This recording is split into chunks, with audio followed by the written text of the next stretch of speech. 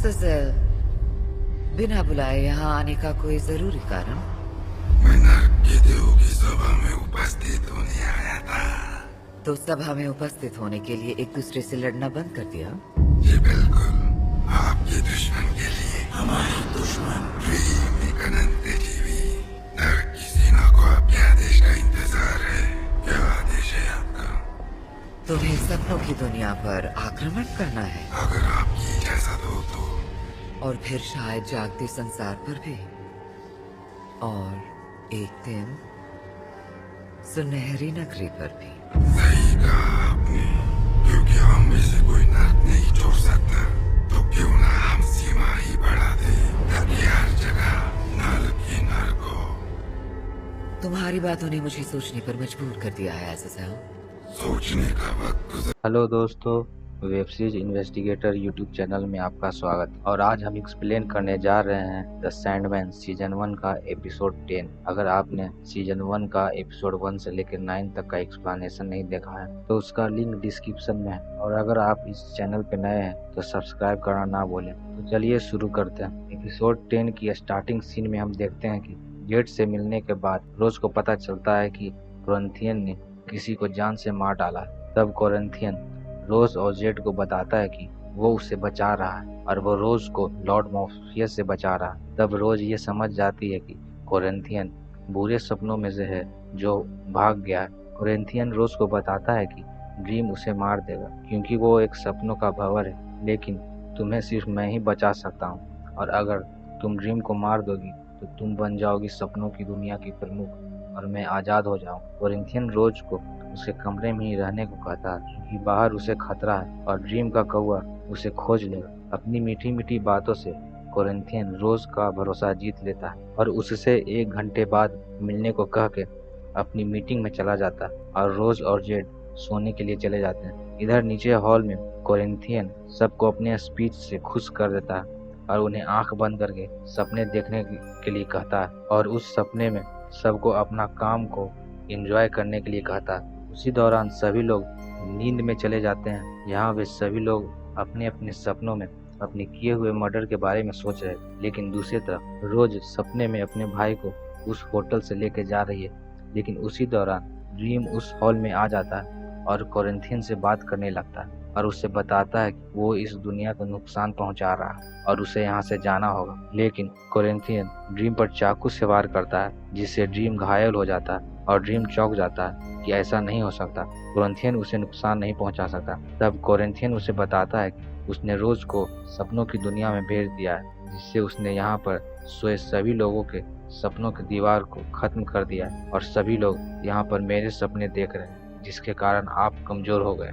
तब ड्रीम तुरंत रोज के सपने में जाता है और उसे समझाने की कोशिश करता है और कोरिंथियन भी वहां आ जाता है। एक तरफ ड्रीम उसे समझाने की कोशिश कर रहा था कि इसे सब कुछ खत्म हो जाएगा और दूसरी तरफ कोरिंथियन उसे ड्रीम को मारने के लिए उस्का रहा था। ड्रीम और कोरिंथियन की बातों से कंफ्यूज होकर रोज उस सपने की दीवार को फिर से ठीक करके चली जाती है और कोरिंथियन को कहती है कि अगर वो इतनी ताकतवर है तो अपना रास्ता खुद ही ढूंढ लेगी, और वो अपने सपनों से जाग जाती है। इसके बाद ड्रीम कोरिंथियन को खत्म कर देता है। इसके बाद ड्रीम वहाँ पर सभी लोगों को उनके किए हुए पाप का आभास कराता है, जिसके बाद वहाँ पर सभी लोग अपने किए हुए जुर्म को पुलिस को फोन करके एक्सेप्ट करते हैं और इधर रोज और जेड भी वहाँ से निकल के चले जाते हैं। रास्ते में रोज को पता चलता है कि लाइडा अभी हॉस्पिटल में है जिसकी अभी डिलीवरी होने वाला है। थोड़ी देर बाद रोज अपने भाई के साथ हॉस्पिटल पहुंच जाती है और वो जेड को सबसे मिलाती है। इसके बाद वो लाइडा से मिलती है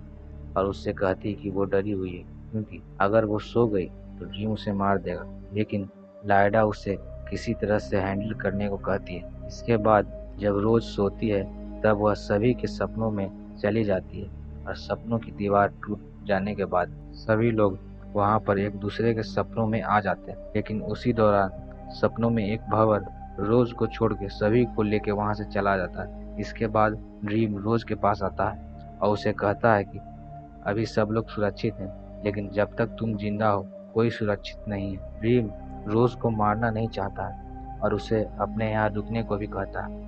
उसी वक्त गिलबर्ट भी वहाँ आ जाता है। तब रोज को पता चलता है कि गिलबर्ट भी एक सपना है। गिलबर्ट ड्रीम से कहता है कि वो चाहे तो रोज के बदले उसे खत्म करे, लेकिन ड्रीम गिलबर्ट को अपना काम वापस संभालने के लिए कहता है। और तब हमें पता चलता है कि गिलबर्ट एक जगह है जिसका नाम फील्डर्स ग्रीन है। वो एक बागीचा है। इधर दिखाया जाता है कि सोने के बाद यूनिटी ड्रीम की दुनिया में उसकी लाइब्रेरी में चली जाती है, अपनी जीवन की किताब खोजते रहती है और उसे वहाँ लूसियन उसे उसकी जीवन की किताब खोजने में मदद करती है। और दूसरी तरफ जब ड्रीम रोज को मारने वाला ही होता है, पर वहाँ पर यूनिटी और लूसियन आके ड्रीम को रोक देती है और यूनिटी अपनी किताब को ड्रीम को दिखाती है जिसमें उसकी सारी पास्ट और फ्यूचर के बारे में लिखा हुआ था। यूनिटी ड्रीम को बताती है कि इस किताब के अनुसार मुझे सपनों का भंवर होना चाहिए था, लेकिन जब आप कैद हो गए और मैं नींद में चली गई, जिसके कारण आज रोज एक सपनों का भंवर। इसके बाद यूनिटी रोज से कहती है कि वह जिस चीज़ का इस्तेमाल करके सपनों में आ जाती है वो मुझे दे दो। तब रोज यूनिटी को अपने अंदर से एक क्रिस्टल जो एक हार्ट शेप में होता है वो यूनिटी को दे देती है। इसके बाद यूनिटी अब सपनों का भंवर बन गई है। इसके बाद ड्रीम उस क्रिस्टल को लेके उसे तोड़ देता है, जिससे यूनिटी नींद में ही मर जाती है। अपनी आखिरी शब्द में यूनिटी रोज को बताती है कि यह पहले से ही तय था, क्योंकि अगर ये सब ना होता तो मैं उस सुनहरे आंख वाले आदमी से नहीं मिली। इसके बाद तुम्हारी माँ और तुम नहीं होती। यूनिटी की उस सुनहरे आंख वाले आदमी के बारे में सुन के ड्रीम समझ जाता है कि वो डिजायर के बारे में बात कर रही है, और ये भी समझ आता है कि यह सब खेल डिजायर का ही था। उसी के कारण वो 100 सालों तक कैद में था। इसके बाद रोज नींद से जाग जाती है और हॉस्पिटल में जाके लाइडा और उसके बच्चे से मिलती है। और इधर ड्रीम डिजायर के महल में आता है और दोनों एक दूसरे से बातें करते हैं, जिसमें ड्रीम डिजायर को बताता है कि तुम्हारी सारी चालें को मैं समझ गया, और उसे कुछ नियम कानून समझाता है। और साथ ही साथ डिजायर को यह धमकी भी देता है कि वो उसके रास्ते में ना आए और यह सब षड्यंत्र ना करे, क्योंकि तुम ड्रीम, डेथ और डेस्टिनी सभी से कमजोर हो, कभी जीत नहीं सकती। फिर ड्रीम वहाँ से चला जाता है। इसके बाद हम देखते हैं कि ड्रीम अपनी दुनिया में समुद्र के किनारे कुछ नए सपनों की संरचना कर रहा है, और तभी वहाँ लूसियन आ जाती है और उसे बताती है कि लाइब्रेरी में एक नई किताब आई है जिसे रोज वाकर ने लिखा है। तब ड्रीम उससे पूछता है कि मेरे बारे में क्या लिखा है, तो लूसियन उसे बताती है कि आपको ये शायद पसंद ना आए, पर मुझे बहुत अच्छी लगी। इसके बाद ड्रीम लूसियन को अपनी नई संरचना को दिखाता है, जो कि कोई और नहीं बल्कि गोल्ड होती है। इसे थोड़ा अलग अंदाज में बनाया गया था, जैसे कि इस बार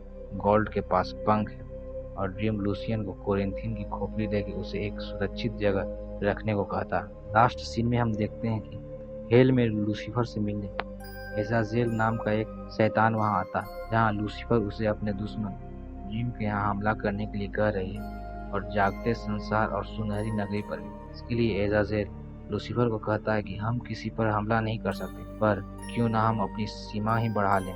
तब लूसीफर उसे परमिशन दे देती है, और इसके बाद यह एपिसोड खत्म हो जाता है। तो दोस्तों, कैसा लगा आपको ये एक्सप्लेनेशन?